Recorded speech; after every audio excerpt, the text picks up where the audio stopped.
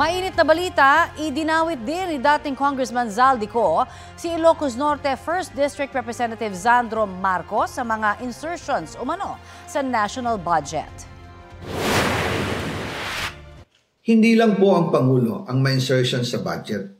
Pati po si Congressman Sandro Marcos, meron din pong pinapasok taon-taon.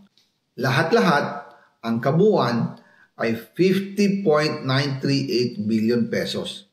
At bawat taon po, sa tuwing dumarating ang BICAM budget process, lagi po may utos si Congressman Sandro na ipasok ang mga proyekto niya. Sabi ni Ko sa panibagong video na kanyang ibinahagi sa kanyang social media kaninang umaga, mahigit 50 billion pesos ang kabuang halaga ng budget insertions ni Congressman Marcos mula 2023. At nang magkulang daw ito ng 8 billion pesos sa 2025 budget, gusto raw siyang sampahan ng maraming kaso at ipatanggal ng anak ng presidente. Nakapag-advance na raw kasi si Congressman Marcos sa mga kontratista pero dahil kulang ang insertion ay kailangan niya itong isauli. Muli ring iginiit ni Ko na hindi po pwedeng sabihin ni Pangulong Marcos na wala siyang alam sa budget insertions dahil mismo raw siya ang nag-uutos dito.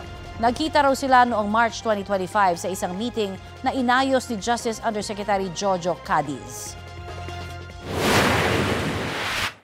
Sa halip na itanggi o linawin niya ang tungkol sa 100 billion insertion, pinagsabihan niya kami ni dating Speaker Romualdez at sa akin mismo, diretsahan niyang sinabi, "Huwag mo akong pigilan sa mga insertions ko.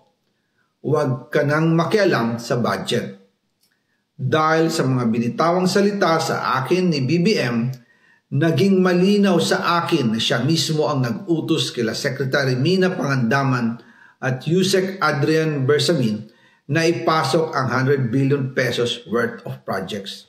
Bukod pa raw sa naunang 100 billion pesos na halaga ng mga proyektong isinama sa 2025 National Expenditure Program, gusto pa raw ni Pangulong Marcos na dagdagan ito ng 50 billion pesos, batay sa pag-uusap nila ni Yusek Cadiz. Susubukan namin kuna ng pahayag ang Malacanang si Congressman Marcos at Yusek Cadiz kaugnay nito.